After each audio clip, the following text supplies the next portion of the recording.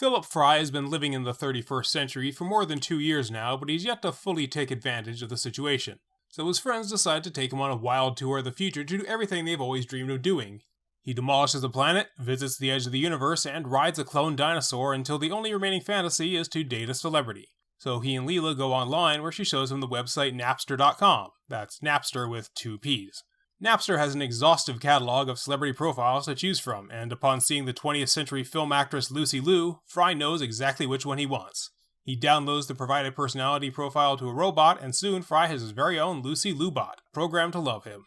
The pair have a wonderful time together, but before long, he starts to spend all his time with her instead of doing anything else, and his co-workers start to worry about his new obsession. They all beg Fry to stop, but when he ignores them, Bender takes offense. It's not right for humans and robots to date, he says, and drags Leela along to take down Napster.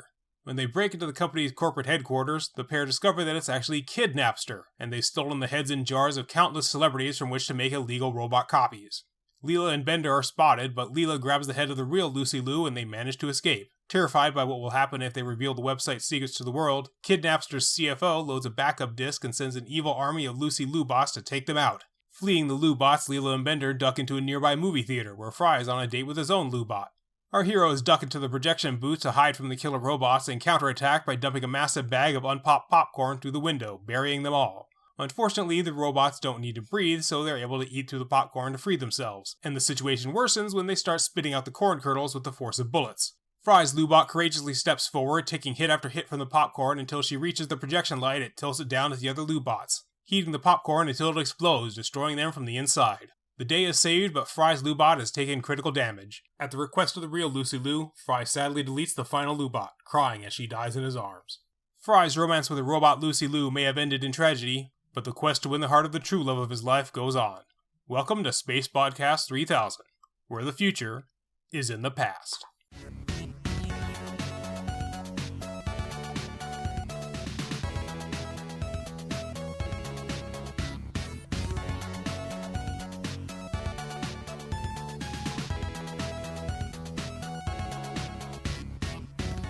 So to start off this episode, we have the triumphant return of the scary door.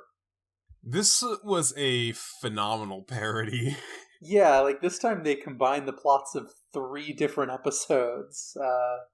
I picked out A Nice Place to Visit, Nightmare at 20,000 Feet, and the end of The Man in the Bottle.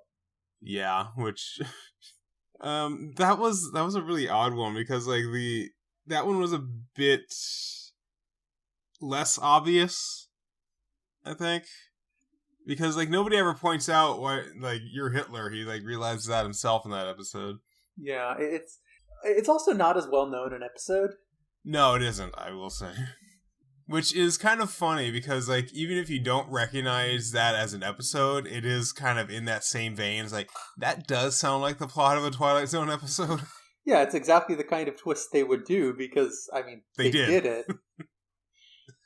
I'm sorry, poor Eden's probably feeling very left out here. I'm more okay. I was more concerned about me not being in the Craig recording, but I seem to have joined now. Well, it adds you once you say something. Okay. I've only seen like a couple episodes of the Twilight Zone, so that could be another thing to just watch together at some point, because I have the whole show. Yeah, it's a good series because the thing is, Twilight Zone is incredibly episodic. There's like literally every episode is a separate thing. It's an anthology series, so you can watch any episode at any time, and that's really kind of its strength and also sort of its detriment is that there are certain episodes that really are not terribly great. I mean, that's true with any show, and frankly, in this case, the Twilight Zone holds up as a whole. Yeah, absolutely. The Twilight Zone holds up way better than most shows of that era, honestly, because like it even due to the part of the fact that they did try to reboot it at least twice. Yeah, well, it was also just extremely progressive for its time. You know, like Rod Serling definitely was pushing for a lot of that, and because it was a speculative fiction show, they were able to get away with a lot that other shows might not have. Did you see that shit? I'm Rod Serling. Now, what's funny is, I can't remember if I mentioned this the last time that we mentioned the Scary Door, but Rod Serling did not appear on screen for the first couple seasons of the show. The most iconic element of the series, having Rod Serling appear on camera as the narrator, was not a thing for quite a while.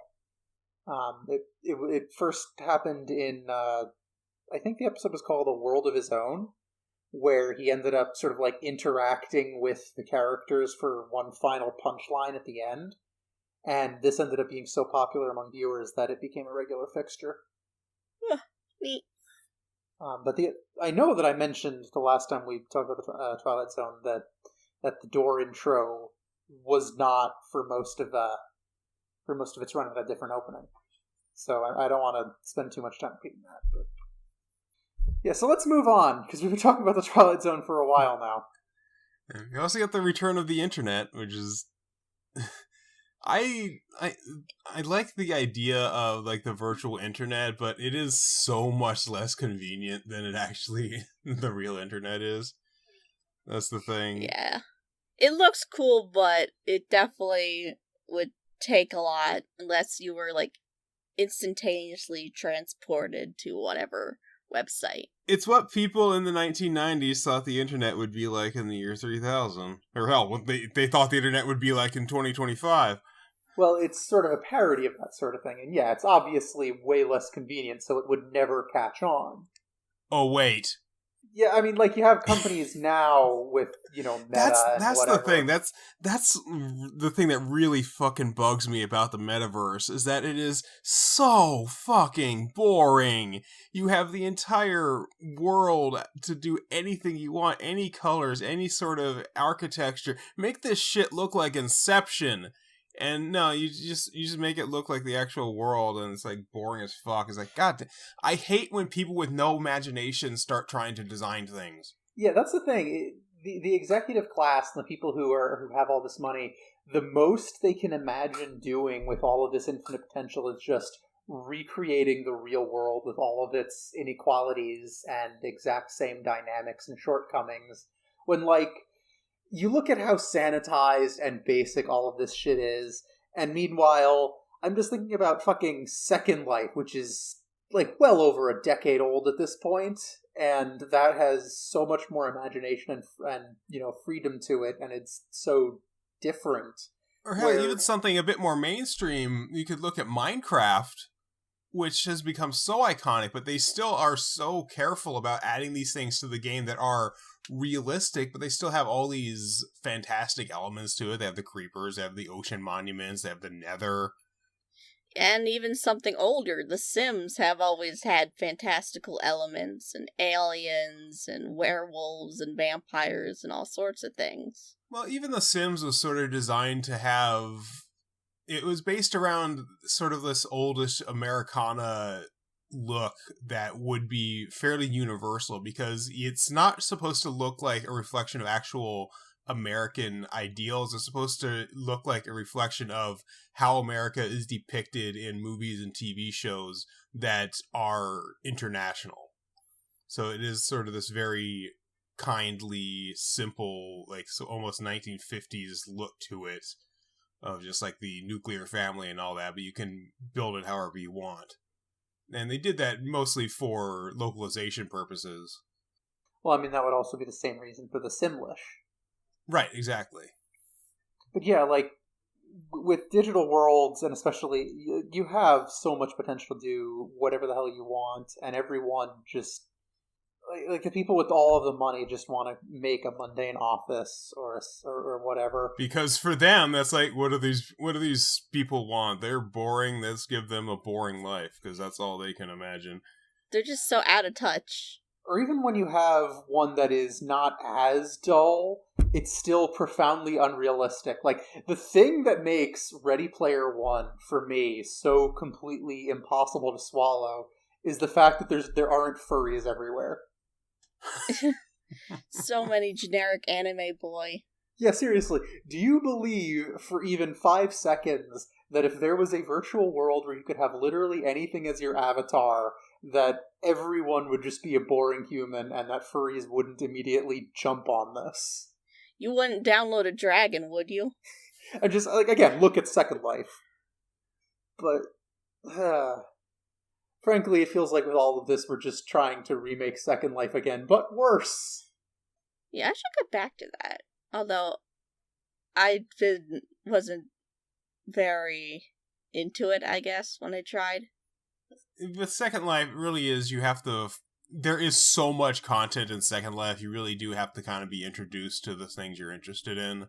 You need to find the right resources, you need to find the right people to hang out with, you need to find the right places to go. Yeah, it helps if you have friends already on the platform. I haven't been in Second Life in years because the friends that I was hanging out with virtually just drifted away from it. But, like, whenever I think about these metaverses, I'm just like, Second Life did this better. Anyway, so I love the sort of the montage of the gang taking Fry to do all of the cool future things that he wanted to do. Because, like, you know, as Zoidberg points out, you live in the universe, but you never do these things until someone comes to visit, which is a very funny way to put it, but... Which is like a thing. It's like, I live in LA, if anybody's like, hey, we could see the Hollywood sign, we go down to the Hollywood Walk of Fame, and it's like, yeah, I've done that like once, and the only time I did that was when there was tourists here visiting us. So yeah, it's common. My family lives in Las Vegas, and it's a similar sort of thing. I've been to New York a few times, and it's like, yeah, what might be amazing to someone else is going to be mundane to you if you're used to it being around. Like, I think of all the people in New York who say never gone up the Empire State Building or visited the Met just because it's always there.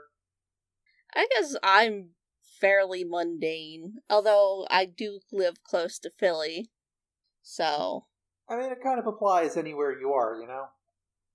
Or like, I actually had a friend who was living with me for a couple of months not too long ago who was originally from the South, and up in Connecticut, just so much more green everywhere than she was used to.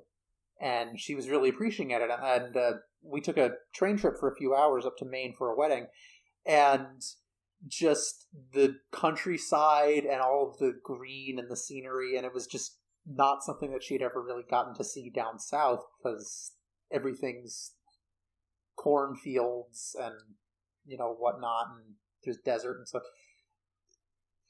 So again, what's mundane to you is going to be really special to someone else. And I find it funny that they're just doing that joke because yeah, it's true. And you just expand that out to the entire universe. Which, I mean, it's certainly true. They do kind of set up that premise early, the fact that Fry is fascinated by the year 3000 when these people are living in it. Yeah, or even like the fact that blowing up a planet is just mundane construction work. It seems concerning to me, the whole ass planet gone. Well, that's basically the plot of Dead Space.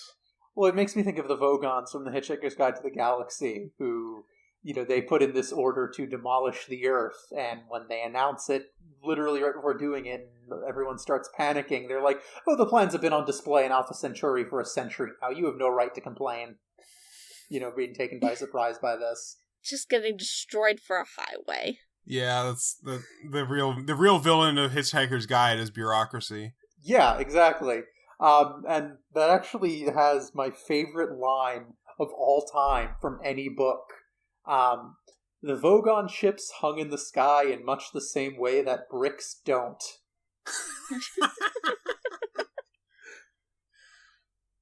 I love those books because Douglas Adams just played with language and your expectations in the prose in some very fun ways, and that's a perfect example.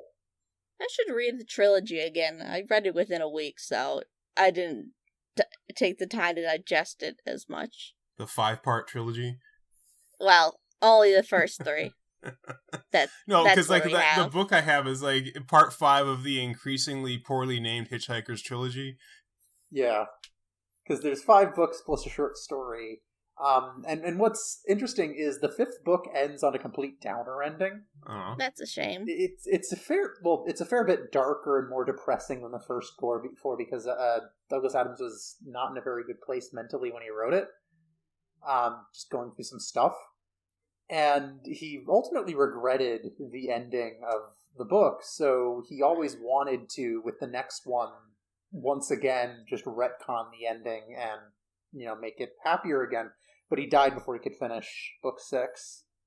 However, in accordance with his wishes,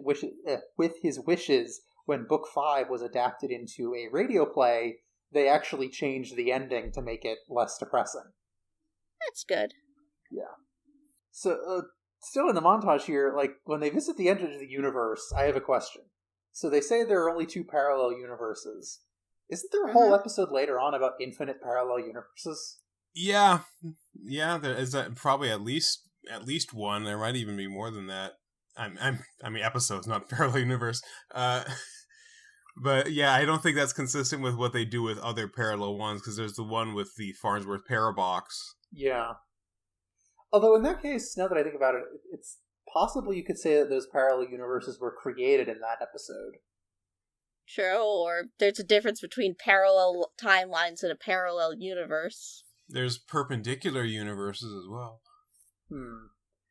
It just raises too many questions. But why are they all cowboys? I'm also fond of the joke with the Jurassic Kiddie Park, and it even has the gate from the movie. Yeah. So that is not large enough for a T-Rex.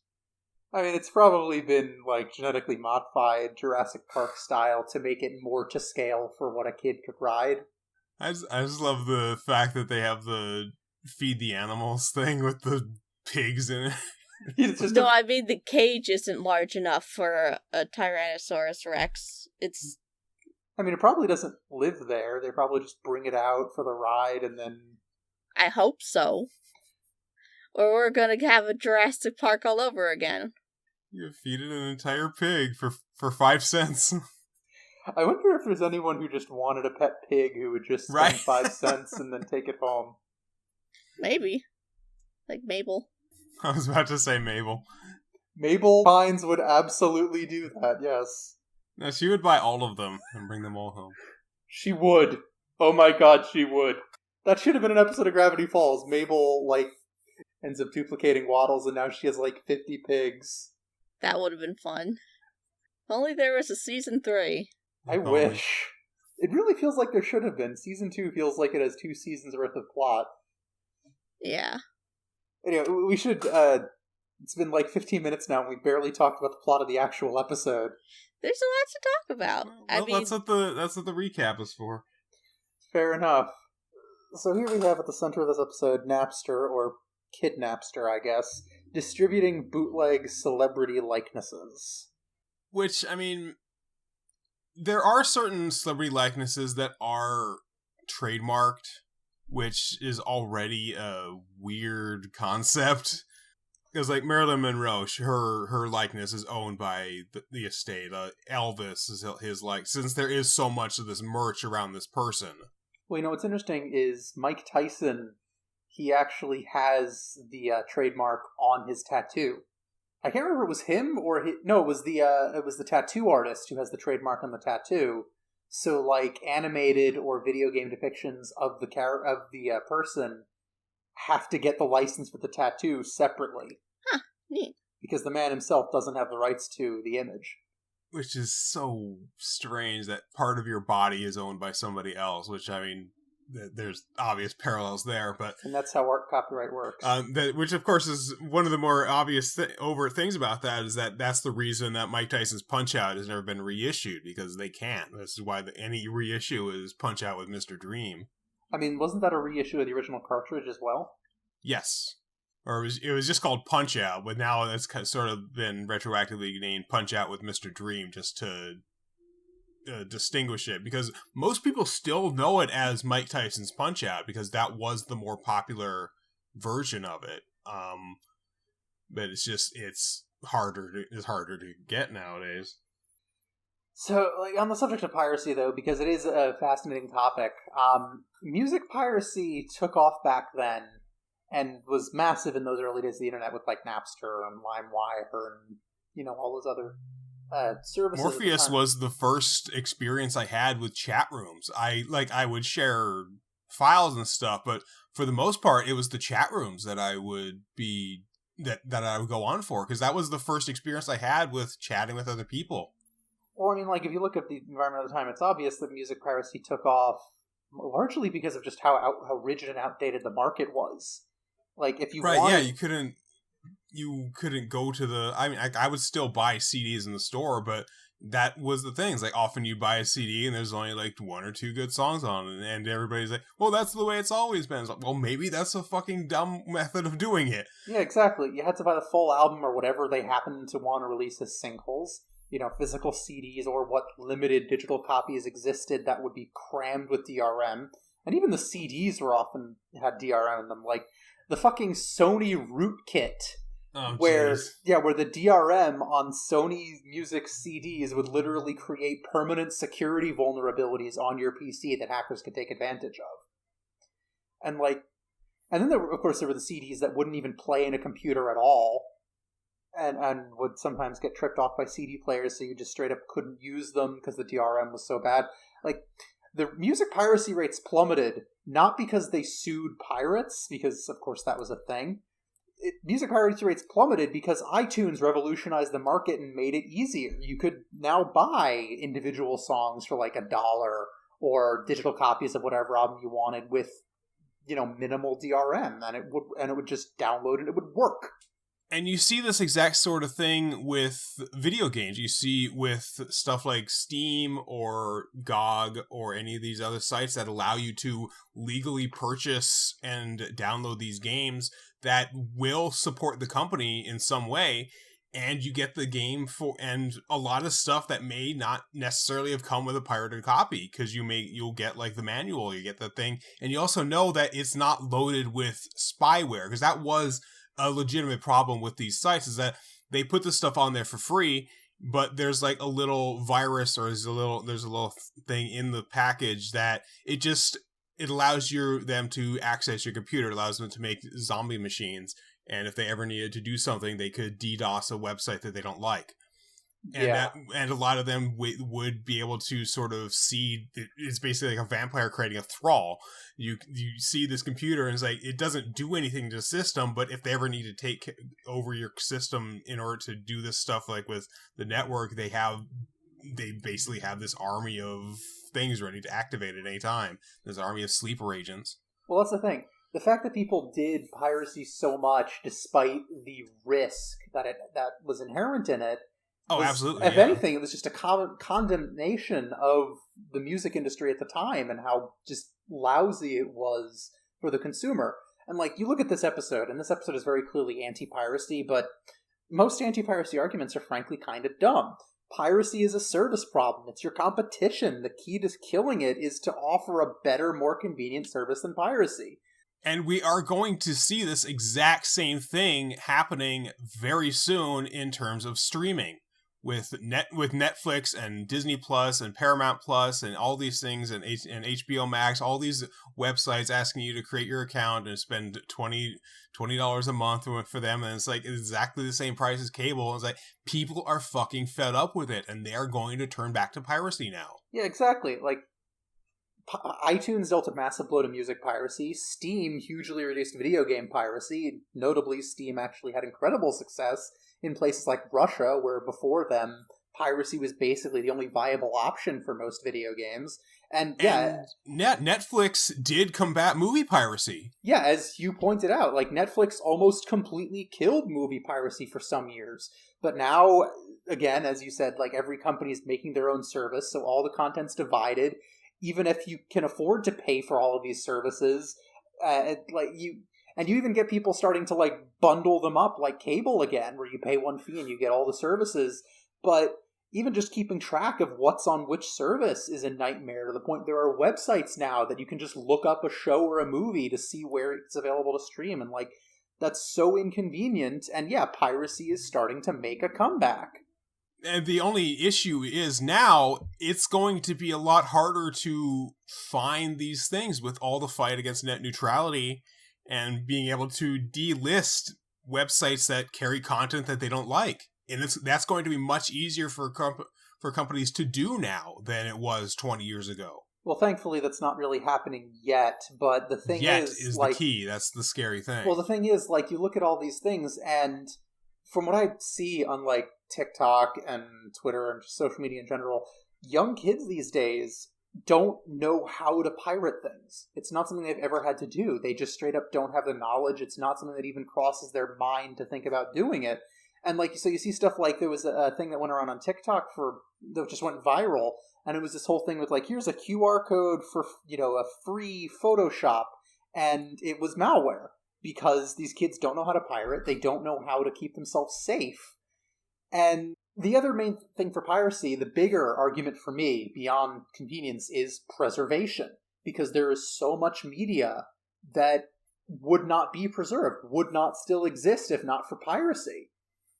Keeping it available. Well, yeah, we have a big issue now with the Nintendo eShop shutting down, because all those games that were digital only are going to be lost. Oh yeah, I mean, I recently hacked my 3DS to put custom firmware on it for that reason. Yeah, I'm gonna have to do that. Okay, well, I am on the side of preservation, but I will make a minor argument that a lot of these games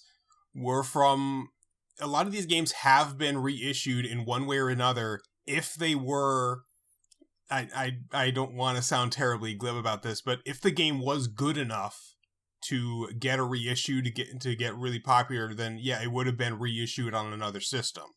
So you were not necessarily losing any especially major, like, must-play games. A lot of these things are fairly mediocre, but yeah, but for a lot of people, some of these games can mean something great for them. They can find something in a game that they absolutely love that they won't be able to play anymore, and that really does suck. TZ, I have two counterpoints, not just one, but two. One, a game not being good is not the only reason that it can sometimes not be reissued, or it can absolutely no. That's I understand that. Like you get cases where there's a bunch of overlapping licenses that are preventing it, like the Scott Pilgrim beat 'em up, which like hasn't aged as well as a lot of people think, but it was this high, critically acclaimed, beloved game that even the creator of the source material, the creator of the comic, spent years trying to get it put back up online, but it was just, there were so many licenses involved that it took a long time for it to come back. And then there's other games licensed games that were pretty good but haven't. There was the Deadpool video game that got relisted and then pulled again and is still down. It's just a lot, these things often get in the way. Or an infamous case that we mentioned before is No One Lives Forever, where no one knows who owns the rights to it, so it can't be reissued. But that thing is, these are a fairly minor subset of a lot of these games. They are, like, compared to a lot of the hundreds of, like, thousands of, there is also a lot of shovelware trash on the eShop, let's be real. Okay, but like that brings me to the second counterpoint, that even the crap deserves to be preserved, because if you only preserve the best art, that gives you a really distorted, inaccurate view of the media landscape. Yes, absolutely. I agree with that as well. This was actually like media preservation, and the idea of saving only the best stuff was, if I ever did make a video game bunker movie, that would have been one of the key points of the themes involved in it. The idea that saving only good art gives you a unrealistic expectation of what things actually were. I have a feeling most people listening to this, if anyone is don't even know what the hell Video Game Bunker was. For the brief context, that was a web show that TZ used to do years ago. Like more than 10 years ago at this Something point. like that, yeah. But like, there's also stuff we can learn from just the crappy media, or just like, I have had my own personal stories of things that I have, used to like, that I really wanted to re-experience, but then for whatever reason couldn't. A little while ago, there was a cartoon that I watched as a kid that my brother and I really enjoyed, and that we spent a lot of time bonding over, and there is no DVD release in the United States. Its only home video release is exclusive to the UK, is out of print, is extremely hard to find. So for that show, if you want to watch it, piracy is your only option. Or other cases like Discotek Media.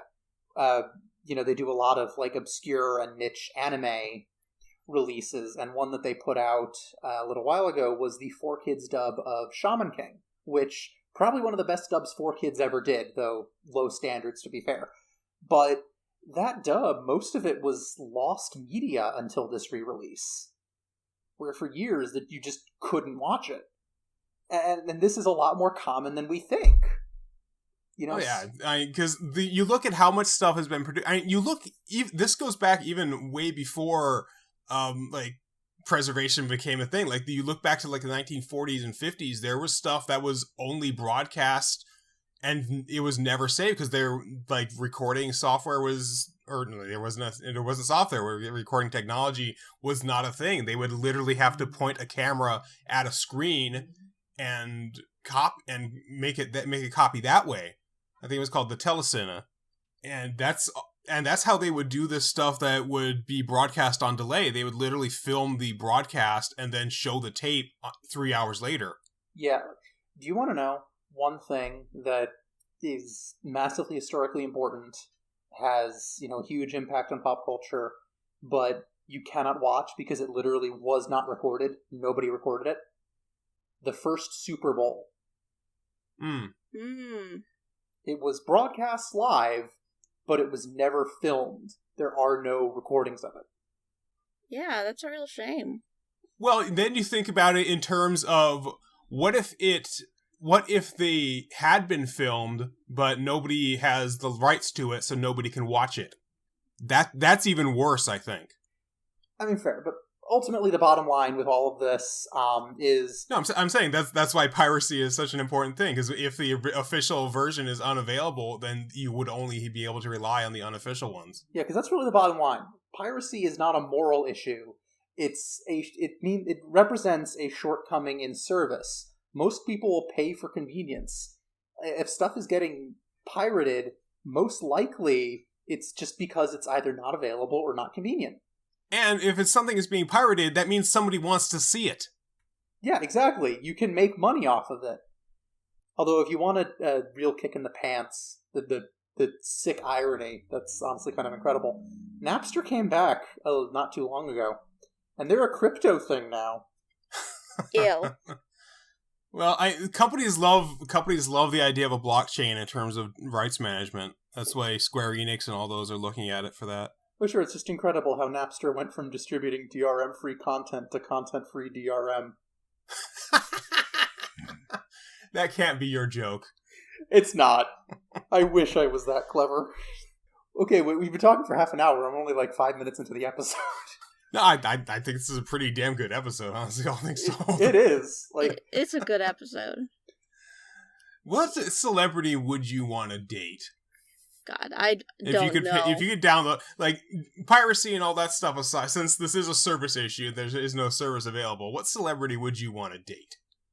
I don't really know. I'm not super into celebrities. Maybe Lady Gaga? I don't know. I genuinely couldn't tell you.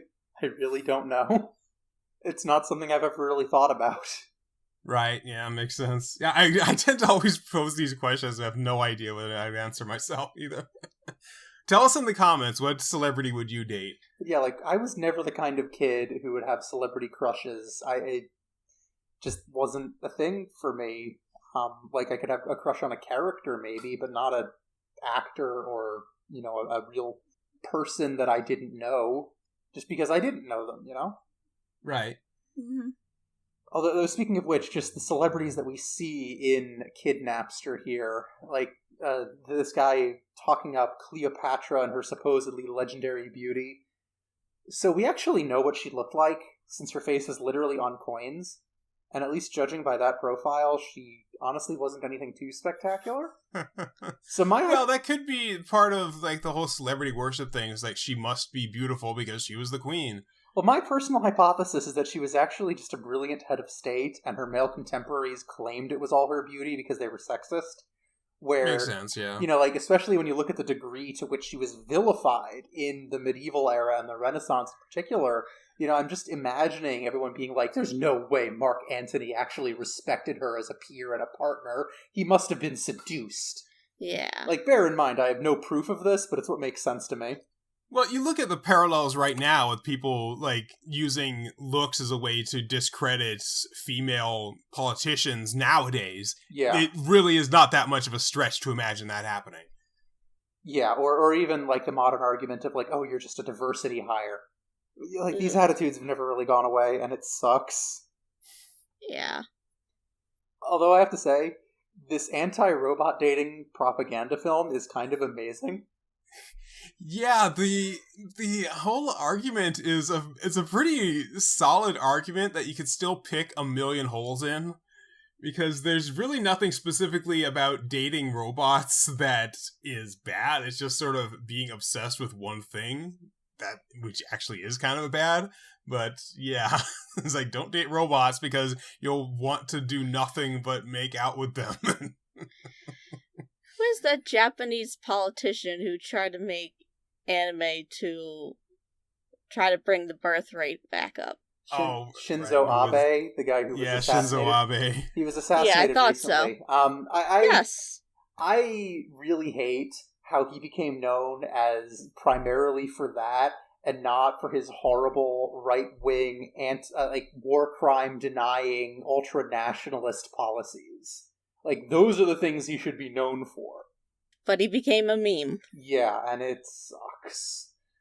But, like, seriously, this propaganda film, I love it. It's amazing. They just so perfectly recreated the vibe of, like, old-school children's propaganda films like Reefer Madness.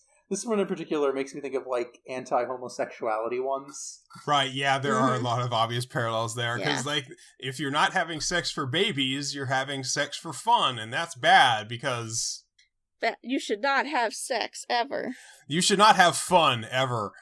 That's basically every argument religion makes. Actually, have the two of you ever seen Reefer Madness, the musical? Not the musical, no. Oh, goodness. It's a musical? Okay, so the three of us are going to have to watch that at some point. It is hysterical. Like, they basically took the old propaganda film and they turned it into a musical comedy parody of itself. And it is incredible. God. I love it so much. Maybe we'll make that a Patreon exclusive episode. Well, I'm thinking we'll probably just have to show it to you on our own time. Because you really should see it. Everyone should see that. Watch Reefer Madness the musical. It's great. I want to watch SpongeBob the musical. I heard that was good. Oh yeah, I've heard that one was pretty solid. All I've seen is the SpongeBob porno. What? Excuse me? Yeah, Sponge Knob Square Nuts. God damn it. That's not even a good pun. It's really not. Oh boy. What is with porn spoofs? Why are they always so shallow and bad? It's just the fact that I mentioned it right now. That's the entire reason it was created. The free publicity, just the fact that knowing it exists is enough, because then it means somebody is going to check it out, either ironically or, God forbid, legitimately. Oh God. There were a few really great jokes in this episode. Like, I love the kidnapster dude panicking because they uncovered the sign. Why would you even put that sign there? Why would you name your company Kidnapster in the first place? Honesty is the best policy? Okay, but it's like, no one goes out of their way to name their company, like, Evil Conglomerate Incorporated or some shit. Unless you are, like, literally a supervillain like Dr. Doofenshmirtz. I was about to say, unless you're literally Dr. Doofenshmirtz. Although I do think my favorite joke in the episode was just the two fake Charlie's Angels scenes in the movie theater. Because they're just so stupid. I love it. And they even capture the really bad acting in those movies, too. Because, like, the characters are just so stiff and awkward. I mean, that's less bad acting and more bad direction, because Lucy Liu can act very well. Like, frankly, the whole cast in those movies can act well and have shown that elsewhere. It's just bad direction can ruin even a good actor, unfortunately. Ah! There's a vampire and an explosion, and they happen at the same time. Look in the mirror. I can't, I'm a vampire. God. And then after the Lubots tear through the screen, I find it amusing how even though it becomes blurry with the idea that you probably can't make it out, it quite obviously is just repeating the same scenes again. Right. That's fair. I mean, it's blurred out, so it's like, it is what's animation. The point? They just needed something in the background there. It's like the old Hanna-Barbera cartoons where they just cycle the background. Anyway, so yeah, this was actually a very good episode. You know, you get the humor, the Lucy Liu cameo, the interesting plot that raises some fascinating conversation, and the action scenes at the end. It's got everything. Mm-hmm. The only things missing are a vampire and an explosion. Well, it does have those. Not enough of it, though. Could use more. Every second that there aren't a vampire or an explosion on scene, every character should be asking why there are no vampires or explosions.